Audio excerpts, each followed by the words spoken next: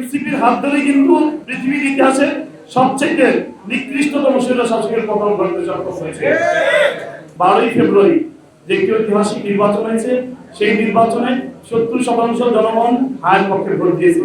হায়ের পক্ষে ভোট দিয়ে কিন্তু তারা প্রমাণ করেছে যে এই দেশে একটি সংস্কারের প্রয়োজন। কিন্তু আমরা দেখতে পাচ্ছি যে এই হায়ার ভোটের পক্ষে যে সংস্কার প্রয়োজন, এটা বিপরীত অবস্থানে নিয়েছে বর্তমান শাসক গোষ্ঠী। আমি তাদেরকে আহ্বান করব, আমি যদি এই রাজনৈতিক দলের সাথে 30 বছরের যে আমার সংসার ছিল, আমি তাদের এই 30 বছরের সংসারের সমাপ্তি ঘটিয়ে আমি নতুন রাজনৈতিক সংগঠন যারা ইতিমধ্যেই সারা বাংলাদেশে স্বীকৃতি পেয়েছে, জনগণের আশ্রয় দিয়েছে, জনগণের ভালোবাসায় উত্তীর্ণ হয়েছে, জনগণ যাদেরকে পছন্দ করে এই এনসিপির পতাকা তলে আমি ঐক্যবদ্ধ হয়েছি। এই কারণে ঐক্যবদ্ধ হয়েছি, আমি দেখেছি বিগত 17 বছর একটি দল আন্দোলন করেছে, সংগ্রাম করেছে, কিন্তু তাদের হাত ধরে কিন্তু সরকার পতন হয়নি, তারা কিন্তু সরকার পতন ঘটাতে পারেনি।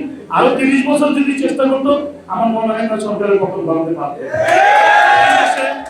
এনসিপির হাত ধরে কিন্তু বাংলাদেশের স্বৈরাচারী, শুধু বাংলাদেশ বলবো না, পৃথিবীর ইতিহাসে সবচেয়ে নিকৃষ্টতম স্বৈর শাসকের পতন ঘটাতে সক্ষম হয়েছে।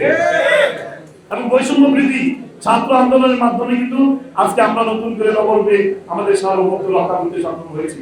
কাজেই আমি আজকে বিশেষ কথা বলবো না, কারণ আপনারা জানেন যে আমরা নির্বাচিত হয়েছি, আমাদের উপর যে আমানত দিয়েছে, আমাদের উপর যে দায়িত্ব অর্পণ করা হয়েছে, আল্লাহর প্রতি পূর্ণ আস্থা, ভরসা এবং বিশ্বাস থেকে আমাদের উপর দায়িত্ব ইনশাআল্লাহ ঈমানের সাথে পালন করার চেষ্টা করব।